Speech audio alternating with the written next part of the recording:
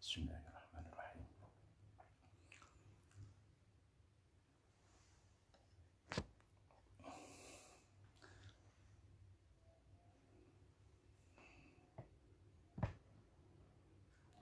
Assalamualaikum warahmatullahi wabarakatuh. Bismillah, alhamdulillah, wassalatu wassalamu ala sayyidina Muhammad ibni Abdillah wa ala alihi wa sahbihi wa wala. Qala Allah Ta'ala fil Qur'anil Azim, a'udzu billahi minasyaitonir rajim, bismillahirrahmanirrahim. Qalu subhanaka la ilma lana illa ma 'allamtana innaka antal alimul hakim. Qala rabbi shrah li sadri wa yassir li amri wahlul 'uqdatam min lisani yafqahu qawli wa ba'du. Yang kami hormati para santri, para alumni, para audien rahimakumullah. Alhamdulillah, sejak kemarin di Indonesia, bahkan di berbagai belahan dunia, menyambut gembira dengan Hari Santri yang bertepatan dengan tanggal 22 Oktober tahun 2020. Saya perlu menyampaikan selamat Hari Santri. Semoga para santri, semoga keluarga santri selalu sehat lahir batin dan selalu lebih baik dari waktu ke waktu dalam lindungan Allah Subhanahu wa Ta'ala. Amin, amin ya Rabbal Alamin. Hari Santri bukan sekedar seremoni, bukan sekedar upacara, tapi Hari Santri adalah pengingat bahwa para santri yang dipimpin oleh para kiai berperan sangat besar terhadap wujudnya NKRI ini. Para santri berjuang melawan penjajah. Para santri berjuang mempertahankan kemerdekaan. Dan para santri setia dalam mengisi kemerdekaan yang sampai sekarang sudah berusia 75 tahun. Mudah-mudahan jasa para kiai, jasa para santri yang teguh perjuangan itu akan menginspirasi kita untuk berbuat lebih banyak di masa-masa yang akan datang. Oleh karena itu, Hari Santri memberi kita kesempatan untuk melakukan refleksi. Kalau kiai-kiai dan para santri terdahulu begitu berjasa terhadap eksistensi NKRI, maka bagaimana santri di masa yang akan datang ini? Oleh karena itu, pada kesempatan ini saya ingin menyampaikan orasi singkat tentang kaum santri dan era baru pendidikan Islam. Sebab ini sangat penting bahwa Hari Santri menjadi momentum yang sangat berharga untuk melakukan refleksi yang strategis agar ke depan para santri lebih kontributif terhadap keberadaan Indonesia, khususnya dalam rangka penyiapan SDM santri yang sangat dihormati. Para santri, alumni, dan audien rahimakumullah. Santri adalah sosok pembelajar yang berkarakter, dan itu diakui oleh segenap pihak, oleh para ilmuwan, oleh para cendekiawan, khususnya oleh para peneliti. Para peneliti telah membuktikan bahwa pesantren adalah lembaga yang dinilai paling berhasil dalam pendidikan karakter. Pada tahun 1975, Profesor Mukti Ali adalah orang yang pertama kali meneliti tentang bagaimana pendidikan karakter di pesantren. Beliau selalu menyatakan tidak ada lembaga yang sebaik pesantren dalam pendidikan karakter. Tidak ada lembaga yang sebaik pesantren, seberhasil pesantren dalam membina watak. Kalau madrasah ataupun sekolah sangat unggul dalam membina otak, tetapi banyak peneliti yang menilai bahwa madrasah dan sekolah kurang berhasil dalam membina watak, kurang berhasil dalam membina karakter. Oleh karena itu, kalau ada sekolah di lingkungan pesantren, maka sekolah yang berada di komplek pesantren adalah lembaga pendidikan yang terbaik. Karena dia akan berhasil membina otak, sekaligus dia akan berhasil membina watak.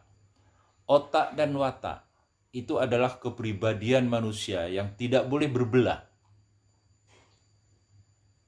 tidak boleh parsial. Karena otak dan watak merupakan satu kesatuan yang ini merupakan karakter paling mendasar bagi kepribadian seorang untuk menjalani kehidupan yang akan datang. Oleh karena itu, ini di antara kelebihan-kelebihan yang ada di pondok pesantren. Oleh karena itu, santri jangan berputus asa bahwa dengan modal yang ada, dengan modal yang sudah Anda jalani, dengan modal SDM yang sudah Anda isi, dengan pendidikan otak dan sekaligus pendidikan watak, inilah yang akan melahirkan sumber daya pemimpin yang bagus untuk masa-masa yang akan datang. Oleh karena itu, prinsip bahwa hari ini pemuda, hari esok adalah pemimpin, itu adalah perjalanan hidup yang sudah terbiasa dialami secara natural di lingkungan pondok pesantren. Bagaimana pondok pesantren membina karakter, membina watak santri, itu ternyata dilakukan secara sederhana dengan rumus pancajiwa pesantren. Ada jiwa kesederhanaan, ada jiwa keikhlasan, ada jiwa kemandirian, ada jiwa ukhuwah, dan ada jiwa bebas tapi bertanggung jawab. Dalam jiwa kesederhanaan, sebagai seorang santri, dia akan menjalani hidup sederhana. Tapi sederhana dalam kehidupan pesantren bukan berarti melarat, tapi sederhana adalah sebagai training psikologis, sebagai training spiritual, agar supaya tahapan-tahapan yang dilalui oleh pesantren dilakukan dengan kesabaran seorang santri. Kalau kesabaran ini terus berlangsung dalam waktu yang cukup lama, itu nanti akan membentuk kepribadian yang sangat baik, kepribadian sederhana yang sangat baik, sehingga mereka yang pernah menjalani kehidupan di pesantren, dia tidak akan silau ketika yang bersangkutan itu kaya. Dia juga tidak akan membabi buta untuk melihat kondisi perekonomian, untuk melihat kondisi teman sebaya yang ada di sekeliling kita. Mungkin mereka adalah kurang beruntung. Itu latihan-latihan yang bisa dijalani secara istiqomah di pesantren. Oleh karena itu di pesantren, pendidikan karakter bukan hanya diucapkan, tetapi dijalani. Lain dengan lembaga-lembaga yang ada di luar komplek pondok pesantren, maka pendidikan karakter lebih banyak diceramahkan, tetapi kurang dijalani dalam kehidupan sehari-hari.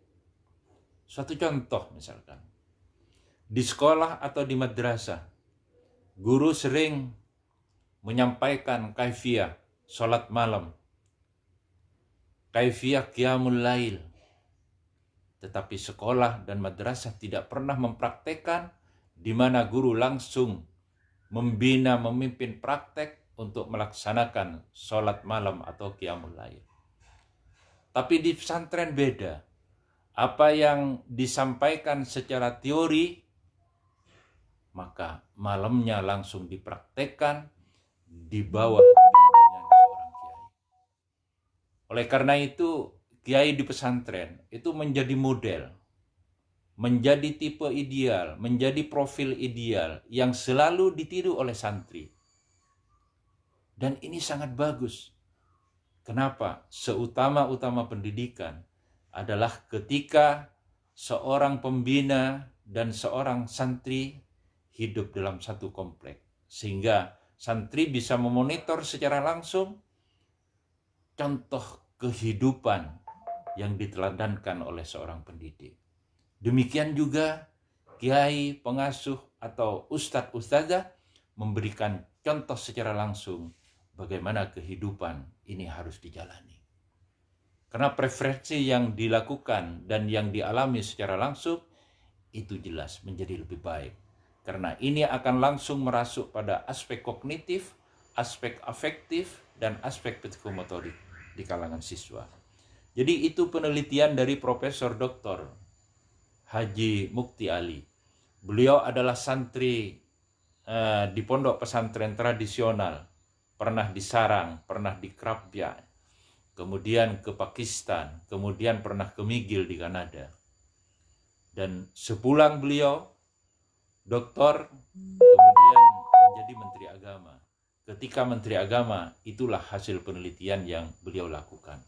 Dan ternyata penelitian dari Profesor Dr. Mukti Ali dibenarkan oleh para peneliti mutakhir yang meneliti tentang bagaimana nilai-nilai pendidikan karakter di pondok pesantren.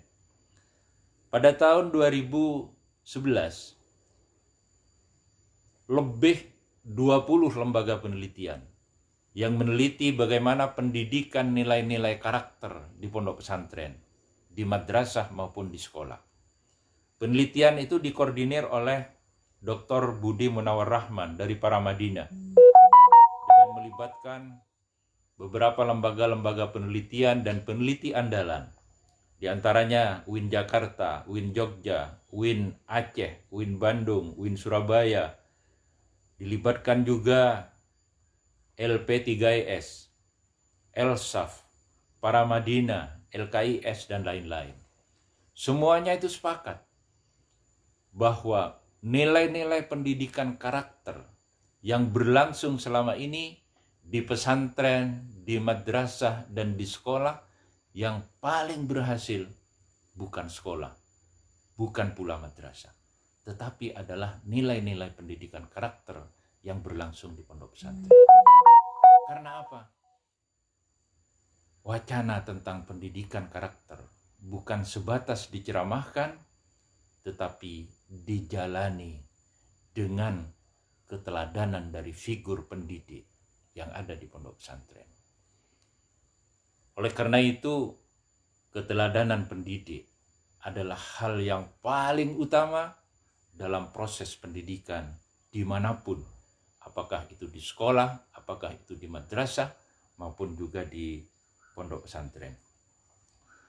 Para santri, para alumni, audien rahimakumullah, sekarang zaman itu udah mengalami perubahan yang sangat dahsyat. Perubahan itu dipicu sedikitnya karena 3 hal. Pertama adalah perubahan zaman. Zaman itu memang sudah berubah. Yang kedua adalah perubahan kebijakan.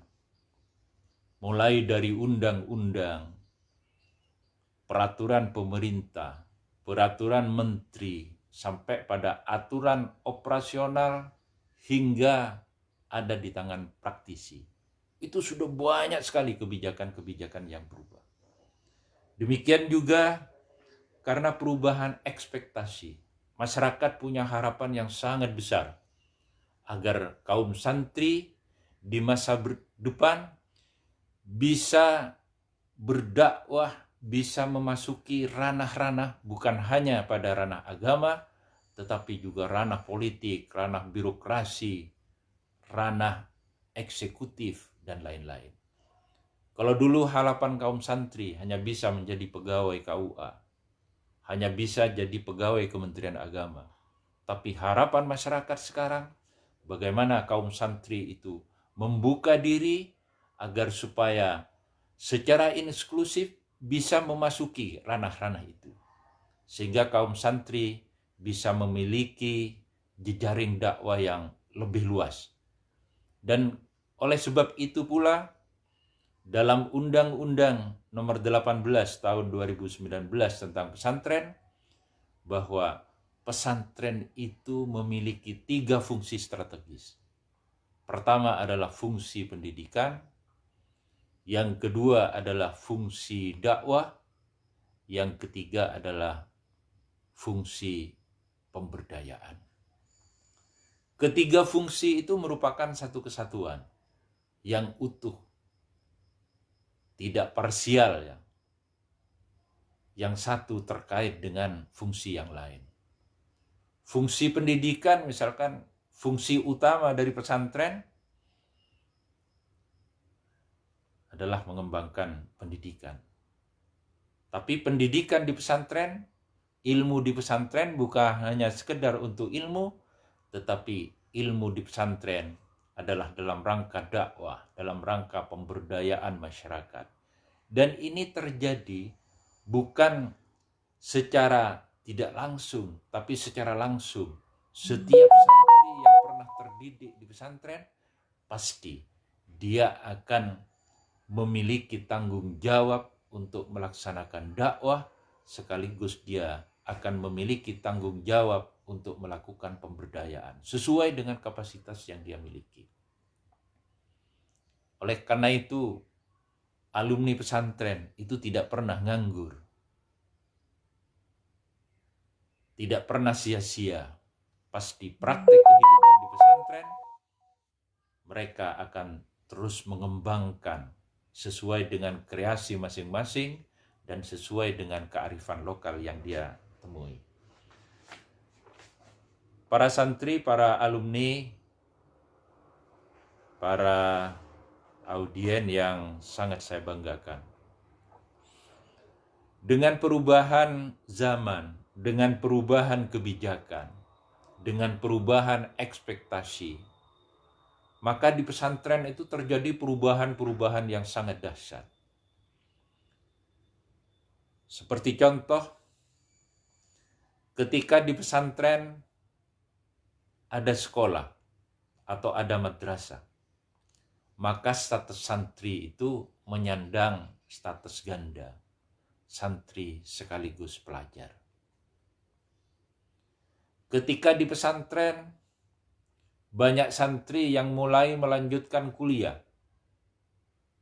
apakah di lingkungan pondok pesantren ataukah di luar lingkungan pondok pesantren, maka secara otomatis status santri memiliki status ganda sebagai santri sekaligus mahasiswa. Ketika di pesantren mengembangkan Ma'had Ali sebagai bentuk perguruan tinggi Islam yang diakui dalam Undang-Undang Nomor 12 Tahun 2012 tentang pendidikan tinggi, Undang-Undang Nomor 18 Tahun 2019 tentang pesantren, maka status santri juga akan memiliki status ganda. Dia sebagai santri sekaligus mahasantri. Ini perkembangan-perkembangan yang sangat positif. Karena ini akan menjanjikan prospek yang sangat bagus bagi pesantren dan kaum santri di masa depan. Oleh karena itu sekarang ini sebenarnya pendidikan Islam itu memasuki era baru. Era baru itu sangat strategis dimasuki oleh kalangan pesantren. Karena apa? Dengan adanya undang-undang tentang pesantren nomor 18 tahun 2019, maka di pesantren itu ada kategori satuan pendidikan yang disebut dengan satuan pendidikan muadalah. Yang kedua, di pesantren ada satuan pendidikan yang disebut pendidikan diniyah formal, dan di pesantren ada satuan pendidikan tinggi yang disebut dengan Al-Ma'hadul Ali. Ini profesi-profesi yang sekarang ditekuni hanya oleh siswa yang ada di pondok pesantren. Karena syarat untuk mendirikan pendidikan diniyah formal, syarat untuk mendirikan Ma'had Ali, salah satunya adalah lembaga-lembaga itu hanya ada di pondok pesantren. Tapi ini ke depan, 5 tahun lagi, 10 tahun lagi, pasti akan memiliki kontribusi yang sangat berharga di masyarakat, dan ini merupakan pilot project pesantren di Indonesia yang sangat hebat. Karena apa? Untuk bisa mengikuti pendidikan di Ma'had Ali, mereka harus pintar bahasa Arab. Mereka harus pintar baca kitab kuning. Karena referensinya hanyalah referensi yang berbasis kitab kuning. Demikian juga Ma'had Ali yang melahirkan sarjana atau kiai cendekiawan, maka karena syaratnya itu sangat ketat, dia harus bisa berbahasa Arab, dia harus bisa baca kitab, karena seluruh pengantar perkuliahan, seluruh muhadasah itu harus bilughatil Arabiyyah. Ini tidak ada tawar-menawar. Oleh karena itu, ini satuan-satuan pendidikan yang memiliki akses bisa ke situ hanya santri. Selain santri itu tidak bisa. Karena apa? Dipersyaratkan harus menguasai bahasa Arab dan harus menguasai kitab kuning. Oleh karena itu ke depan akan banyak sarjana-sarjana dari alumni, apakah itu PDF maupun juga Ma'had Ali, yang pengetahuan keagamaan, kemampuan khazanah, keislaman klasiknya itu sangat luar biasa. Dan ini hal pertama, merupakan terobosan yang ini hanya terjadi di pemerintah. Oleh karena itu nanti akan lahir memang kiai-kiai cendekiawan yang pendidikannya itu S1, pendidikannya S2, pendidikannya S3, tetapi semua khazanah keilmuan klasik itu akan dikuasai. Karena ini tidak ada. Di YIN tidak ada, di UIN tidak ada, di STAIN tidak ada, di akademi dan politeknik kemampuan-kemampuan ini tidak ada. Oleh karena itu, ini hanyalah pilot proyek yang ada di pondok pesantren.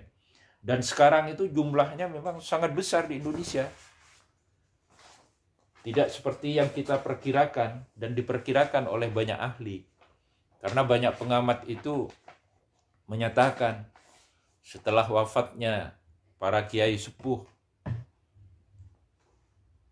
tidak ada penerus keilmuan di bidang pendidikan Islam.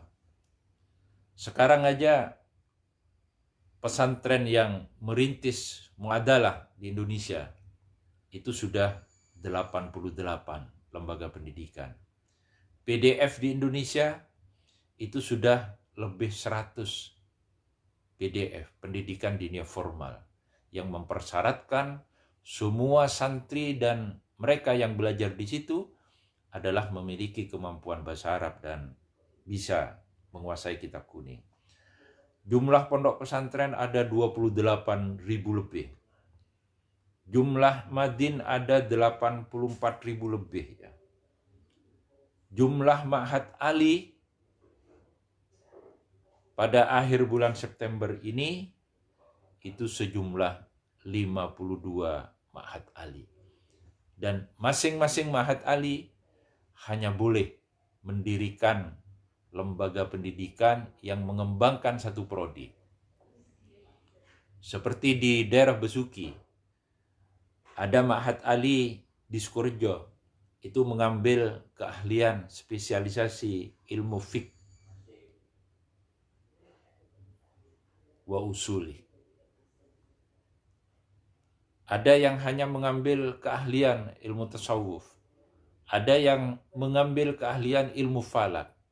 Ada yang mengambil keahlian Al-Quran dan ilmu tafsir. Ada yang mengambil keahlian hadis dan ilmu hadis. Tetapi keahlian-keahlian ini sebelumnya tidak pernah diimpikan, kecuali almarhum Al-Maghfurlah yang merintis pertama kali Ma'had Ali di Pondok Pesantren Salafiyah Syafi'iyah Sukorejo. Khusus di Pondok Pesantren Salafiyah Syafi'iyah Sukorejo, sekarang ini Ma'had Ali sudah pada tingkatan sarjana dan program magister. Oleh karena itu akan lahir magister-magister yang ahli fikih dan usul fikih dari Ma'had Ali di Sukorejo. Dan ini tentu akan melahirkan cendekiawan-cendekiawan muslim yang memiliki kemampuan sangat mendasar. Karena mereka itu memiliki kemampuan khazanah ilmu-ilmu keislaman. Oleh karena itu, dengan perubahan-perubahan ini, para santri, para alumni, dan para audien, rahimakumullah, pesantren itu dihadapkan pada berbagai pilihan. Kalau pesantren itu tetap bertahan pada masa lalu sebagai lembaga untuk mendalami ilmu-ilmu keagamaan dengan dasar Al-Quran, liyatafaqahu fiddin wa liyundhiru qaumahum idza raja'u ilaihim, bahwa ada sekelompok pembelajar yang khusus menekuni bidang-bidang agama. Untuk apa? Agar dia atau agar yang bersangkutan begitu selesai pendidikan menyebar ke daerah masing-masing dalam rangka dakwah pengembangan Islam di kawasannya masing-masing. Itu yang pertama. Tetapi ketika hanya itu pilihannya, kemudian tidak akomodasi dengan perubahan zaman, maka ada tren di kalangan masyarakat. Karena alumni-alumni yang seperti itu ternyata tidak mengirimkan anak-anaknya ke pondok pesantren di mana orang tuanya dulu belajar. Itu apa alasannya? Karena tidak ada pendidikan formalnya. Tetapi bukan lantas pendidikan Islam pesantren yang teguh pada tafaqquh fiddin lantas berakhir. Itu ternyata tidak. Karena pada akhirnya ada pilot-pilot project ya. Mereka bisa mengembangkan tradisi tafaqquh fiddin tapi dengan cara-cara yang lebih elegan. Yang kedua, pilihan pesantren. Karena dengan perubahan yang sangat dahsyat ini, ada beberapa pesantren yang akhirnya mendirikan sekolah umum, mulai dari pendidikan dasar sampai perguruan tinggi. Untuk apa itu? Karena santri-santri yang menempuh sekolah umum, SMP, SMA, SMK, sampai perguruan tinggi umum, maka fungsi pesantren itu tetap memiliki fungsi yang sangat strategis dalam rangka mengisi jiwa agama untuk calon-calon profesional di masa-masa yang akan datang. Dan ini banyak tipe pesantren yang seperti itu. Kenapa santri yang seperti ini dipersiapkan sebagai kelompok-kelompok profesional di masa depan, sementara pesantren itu difungsikan untuk mengisi kekosongan jiwa mereka agar nanti menerjuni dunia profesi, bekerja sesuai dengan profesinya, mereka tetap komitmen di bidang keagamaan sekaligus bisa menjalankan ajaran agama dengan baik sesuai dengan profesinya. Jadi mereka-mereka ini dibekali jiwa agama, dibekali dengan perspektif agama sesuai dengan profesi yang akan dilakukan. Kenapa saya sebut santri itu calon-calon profesional? Karena otak santri, kognisi santri itu setiap hari ketika yang bersangkutan itu sekolah, apakah itu di SMP, apakah itu di SMA, SMK, apakah itu di MTS maupun di Aliyah, mereka ini pasti diajar secara profesional oleh guru-guru yang memang ahli di bidang itu. Kita di Pondok Pesantren Sofa Marwa yang ngajar IPA itu adalah guru-guru yang memang berpendidikan IPA dengan level pendidikan magister. Yang ngajar bahasa Inggris adalah mereka yang memang berpendidikan bahasa Inggris. Bahkan ada 2 guru yang memang menjalani kehidupan praktek hidup di luar negeri. sehingga yang bersangkutan itu betul-betul bisa membina profesi sesuai dengan keahliannya karena pernah berada di luar negeri dalam rangka studi. Yang memberikan bimbingan dan penyuluhan adalah mereka yang berpendidikan magister, sehingga apa yang disampaikan itu melalui pendekatan-pendekatan keahlian, karena memang gurunya itu dididik sebagai seorang ahli untuk mendidik peserta didik sesuai dengan keahliannya. Demikian juga yang ngajar matematika. Itu adalah pendidikan magister di bidang matematika. Oleh karena itu saya sangat yakin bahwa para santri di Pondok Pesantren Sofa Marwa itu akan menekuni profesi karena mereka nanti akan terjun di dunia profesi sesuai ilmu yang sudah dibina oleh guru-guru, oleh dosen yang memang profesional di bidangnya. Nah, pesantren ini tidak kehilangan peran. Justru pesantren ini harus memainkan peran yang strategis dalam rangka mendasari jiwa-jiwa profesional ini dengan jiwa agama yang baik. Sehingga dia sebagai kelompok profesional nanti, tetapi jiwa agamanya adalah jiwa agama yang telah mereka praktekkan, mereka jalani sepanjang kehidupan mereka ketika mereka berada di pondok pesantren itu. Nah, oleh karena itu, ya memang ada pesantren yang akhirnya menekuni tafaqquh fiddin, tetapi juga ada pesantren yang sekarang diakui dalam rangka menekuni tafaqquh fiddin wa dunya. Nah, oleh karena itu, tantangan pesantren ke depan tetap dengan nilai-nilai lama yang teguh, ya, bahwa pesantren itu tetap memberikan jaminan bahwa santri tidak kehilangan jati diri. Santri itu tidak kehilangan jati diri kalau dia bisa menjalani kehidupan yang ada di pesantren dengan nilai-nilai pendidikan yang tadi saya kemukakan itu, yakni yang disebut dengan panca jiwa pesantren.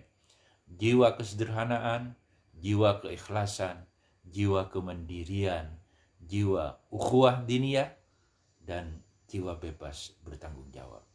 Memang kelima jiwa ini sifatnya kondisional, dan akhir-akhir ini banyak yang sudah mulai tergerus, ya.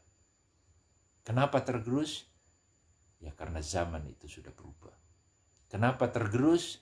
Karena banyak kebijakan yang ini berdampak terhadap pengelolaan pesantren.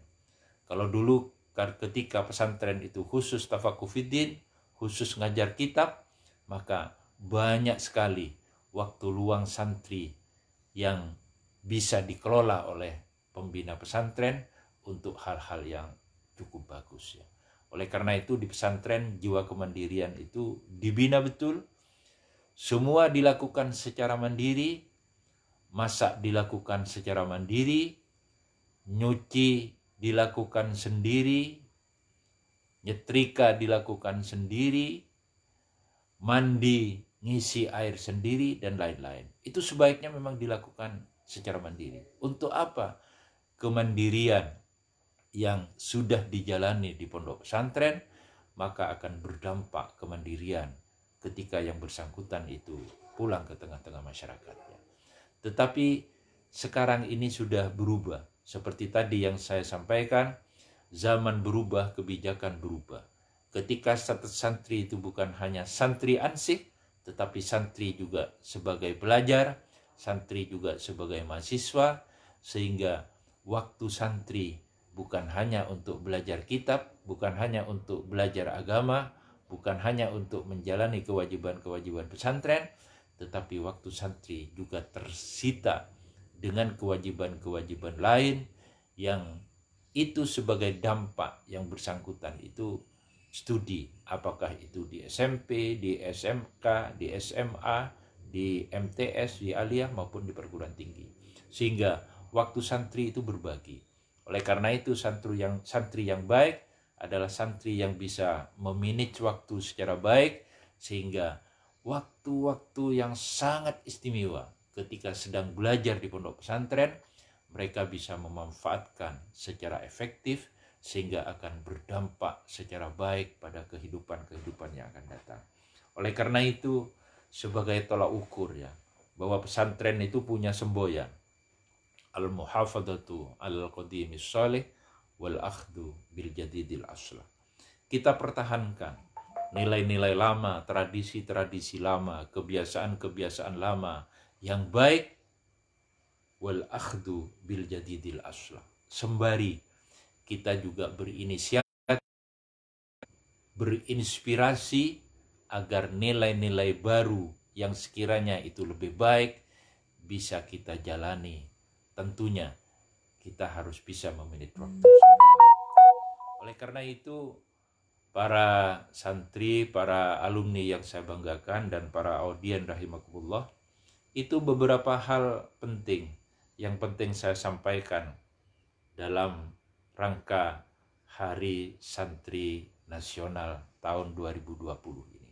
Bahwa momentum Hari Santri Nasional bukan hanya upacara, bukan hanya bersifat seremoni, tetapi ini momentum refleksi agar para santri, agar kaum santri bisa mendesain inisiasi-inisiasi baru agar supaya kehidupan yang akan datang ini lebih bahagia, lebih tercerahkan, dan kontribusi kita kepada bangsa Indonesia ini lebih kontributif, lebih bermakna, dan lebih berdampak pada kehidupan masyarakat.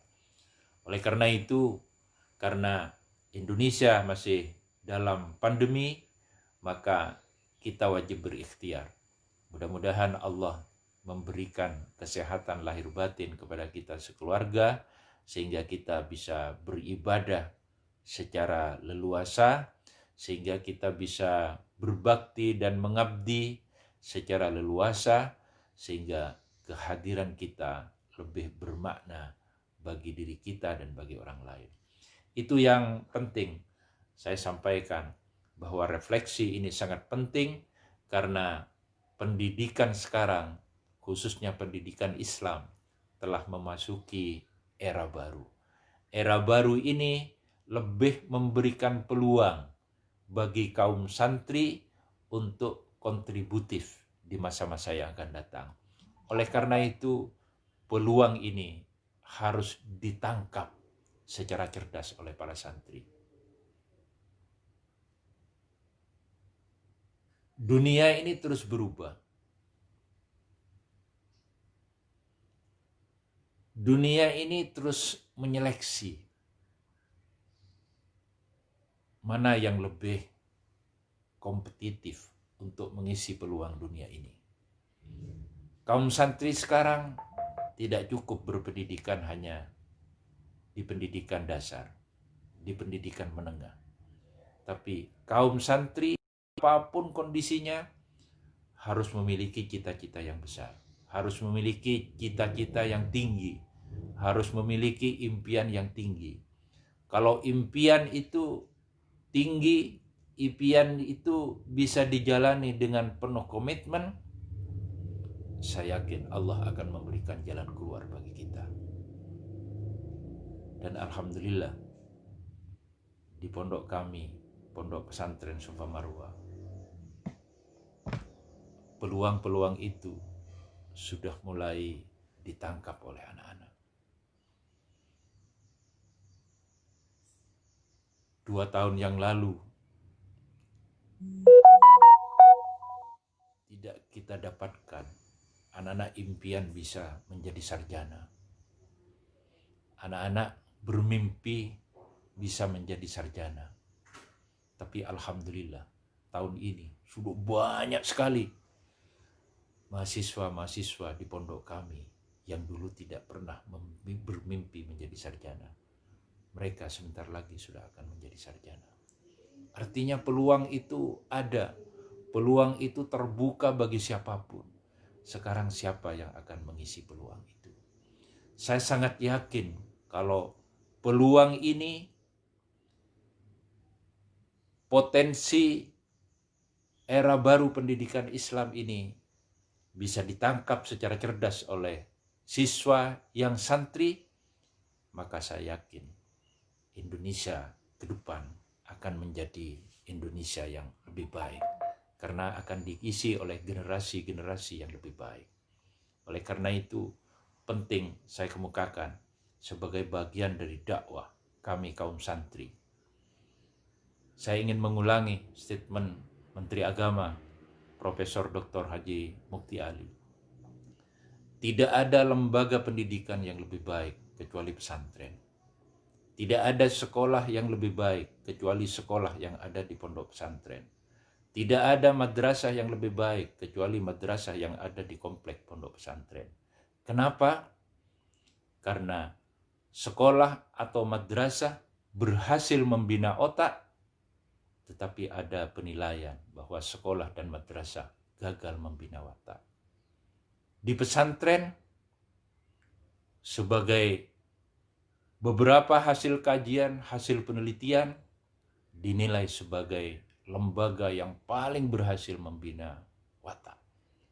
Kalau ini dipadukan, siswa di pesantren, maka otak dibina oleh pesantren dan sekaligus secara profesional dibina oleh guru-guru yang memang profesional di sekolah maupun di madrasah, maka di pesantren wataknya mereka betul-betul dibina secara istiqomah dalam kehidupan yang ada di komplek pondok pesantren yang sangat kondusif itu.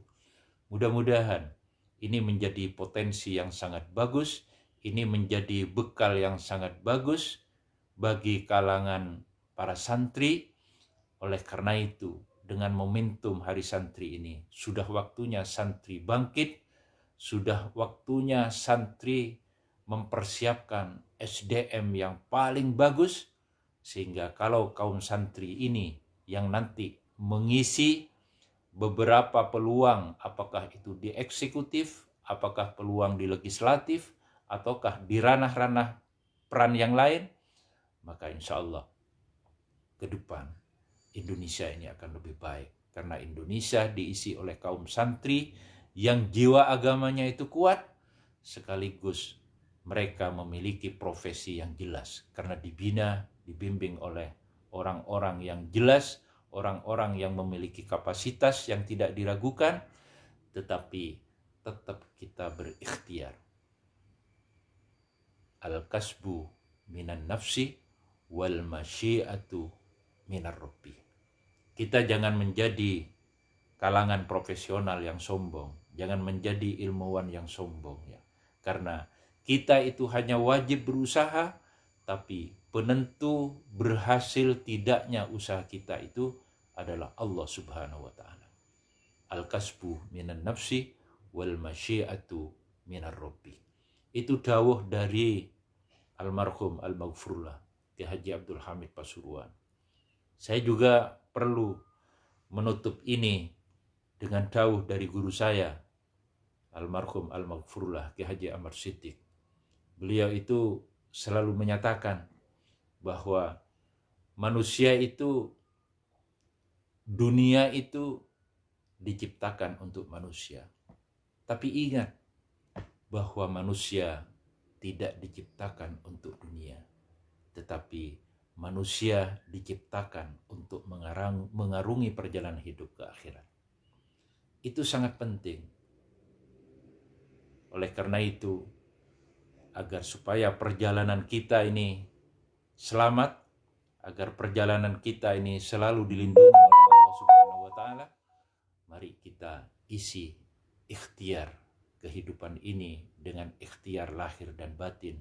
Insya Allah dengan begitu Allah ridha terhadap perjalanan hidup kita dalam rangka menuju ke hadiratnya. Itulah yang penting kami sampaikan pada kesempatan ini. Mohon maaf atas segala kekurangannya. Wallahu yaqulul haq wa yahdis sabil. Wassalamualaikum warahmatullahi wabarakatuh.